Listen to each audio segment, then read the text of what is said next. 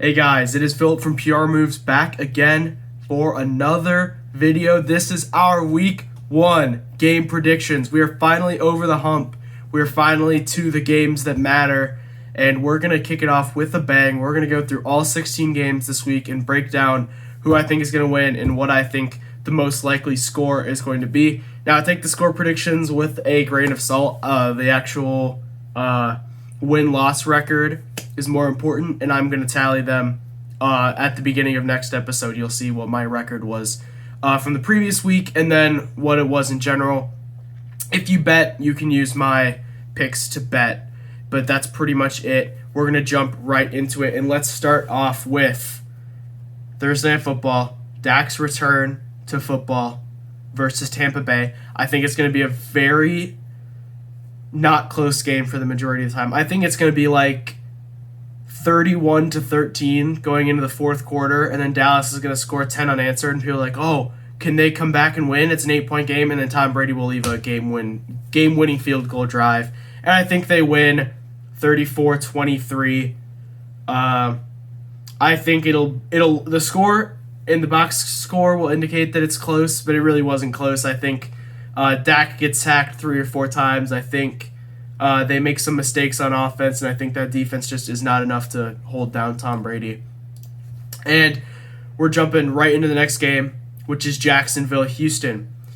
I was really excited for this game when it was announced because I thought that it was going to be Trevor Lawrence versus Deshaun Watson, but that's not the case. They named Tyrod Taylor the Week 1 starting quarterback, so it is now Trevor Lawrence versus Tyrod Taylor, which is just so much more fun.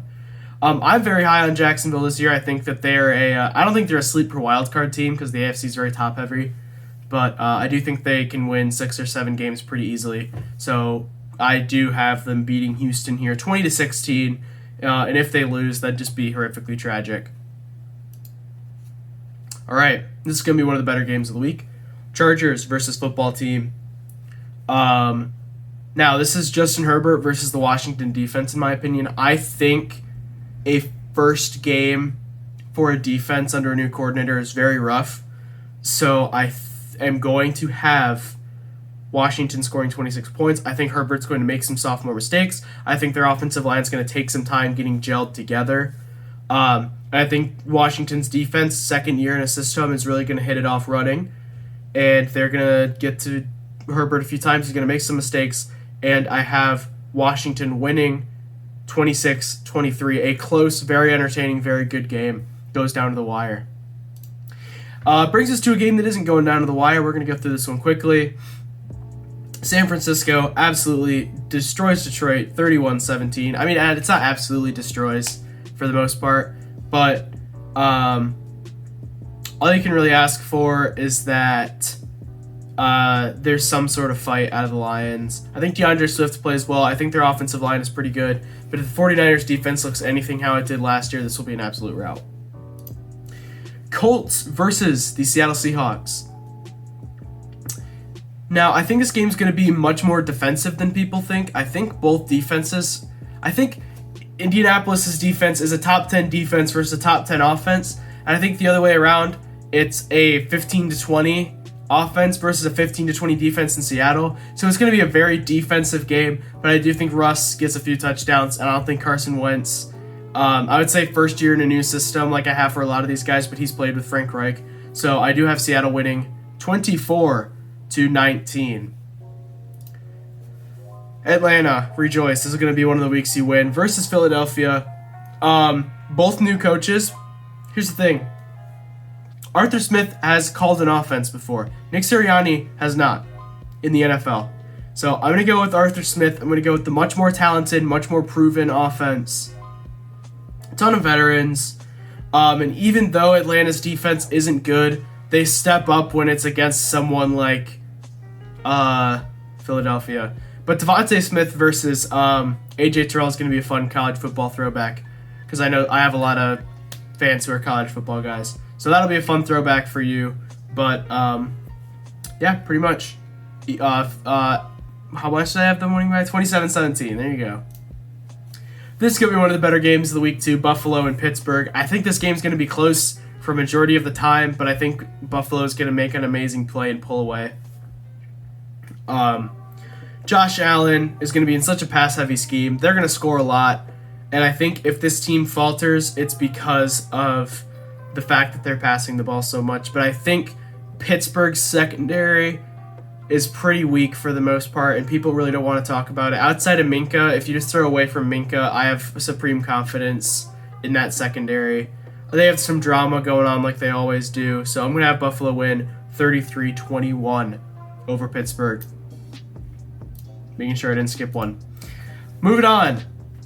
Minnesota and Cincinnati. This is one of my locks for the week. I'm pretty sure Minnesota's going to win this game very handily.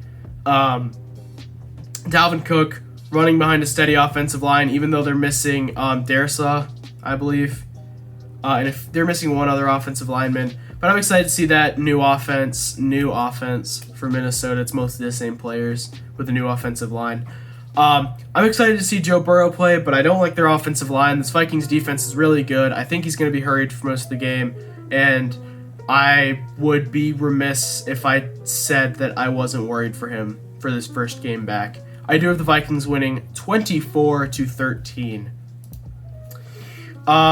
Jets versus the Cardinals. Sam Darnold's revenge game, and I'm rolling with the Carolina. I said Cardinals. Carolina Panthers. And I'm rolling with Carolina. Second year under a head coach. Such a more talented offense. A much more proven defense. I think the Jets, with their raw talent, will keep it close, but I'm going to roll with Carolina, not the Cardinals. Speaking of the Cardinals, they're the next game. I do have them beating Tennessee in a high-scoring game. This will probably be the game of the week game, but I have the Cardinals winning 35-31. I trust their defense so much, even though I think the Titans offense might be better. I trust the Cardinals defense so much more to at least get one or two stops, and I don't trust the Tennessee defense at all. So I'm going to roll with Arizona. This is definitely not a lock of the week, though. And that brings us to one of my locks of the week, and that's going to be Denver beating the Giants. I am so confident. I'm so confident that Denver will beat the Giants. I'm placing it as one of my locks of the week.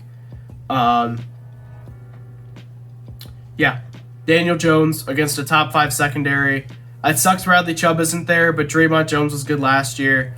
Terrible offensive line for the Giants, so they should get pressure. Teddy Bridgewater is such a safe quarterback that he won't make too many mistakes against that Giants defense. And I think a 21-10 win for Denver is a pretty good look. New England beating Miami, kind of one of the upsets of the week. Miami in New England week 1 is always a spell. I know New England in Miami is never fun, but I think Miami in New England is not fun for Miami either. Mac Jones in a very good offensive scheme with a very good offensive line, many good running backs, many good receivers, my bad. And even though Stephon Gilmore isn't playing, they still got J.C. Jackson. They still have Jalen Mills. They still have Adrian Phillips. They still have Kyle Duggar. That secondary is still really solid. They're getting back Kyle Van Noy. They're getting back Dante Hightower. New England's going to win this week, even though it'll be close for a lot of the time. Another of the potential game of the week candidates is Chiefs and Browns. This is going to be a really good game. I think the Chiefs win it, though, because I think the Browns' defense is less experienced in their system. But if the Browns' sheer talent on defense, because I think they have a better defense than Kansas City, but I think if their defense comes out on full display and they are ready to play week 1, the Browns can easily win this game. This is not one of my locks of the week by any means. And that brings us straight into another game. This is one of my locks of the week. This Vikings and Broncos. Packers beating the Saints. I get the Saints almost won last year. But you have no idea how Jameis is going to look. The Packers secondary is super underrated. Jair, rookie Eric Stokes, Kevin King now playing a slot kind of hybrid number 2. Chandon Sullivan, who's one of the best pure slot corners in the league. He's super underrated. Amos and Savage is arguably a top 3 safety duo, and they still have a great pass rush with Clark, the Smith brothers, Rashawn Gary. Their linebackers and their run defense pretty much scare me, but I think if they force Jameis to throw in any capacity, then it's going to be a win for Green Bay, and I have them winning 36-20 because I think that offense is going to be firing on all cylinders today. And we get the Sunday Night Football. I love Sunday Night Football. I love the Bears. I'm so excited for them to lose.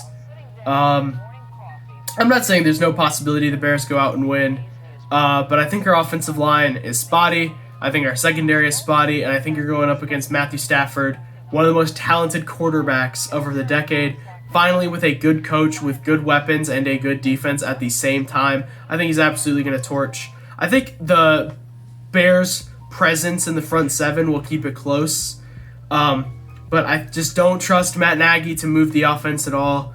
I wouldn't be surprised if we're down like 24-3 if Justin Fields goes in. Like, that's the type of game this is going to be. You're going to hear a lot more about specific position by position breakdowns on Saturday, but yeah, pretty much Rams win 27-18 over the Bears. And then the final game of the week. This is one of my upsets. I think the Raiders always start the season so hot. And I know that the Ravens do also, and that's why I'm kind of regretting this, but I'm sticking to it. I think the Ravens are so depleted offensively that they will still score, but they will also have as many 4-and-outs, and I think I trust that Raiders offense this week to beat the Ravens. I have them winning 29-26. This is just my upset of the week. If I get this wrong, whatever. I'm picking wrong. I'm saying it's an upset because in my back of my head, I think the Ravens are going to win, but I'm picking the Raiders. I'm picking John. I'm picking Chucky. So that's what we're going to roll with. And those are my weekly predictions. You'll see all of them pop up on the screen at once. This is from Playoff Predictors, but I'm using to make this simple. So you're going to see AFC to my left, your left, my right, your left. And then the AFC versus NFC matchups will be right down the middle, and then NFC will be on the right side. So that's pretty much my weekly predictions. But yeah, if you are confused about the schedule for football season, check out the last video. If you have any suggestions for videos, let me know. Again, the next video will be the Bears versus Rams breakdown on Saturday, and then you'll get a Bears versus Rams reaction on Sunday. So I'll talk to you guys all later. Thank you guys so much for watching. I really appreciate it. And I'll talk to you guys all next time. Peace out.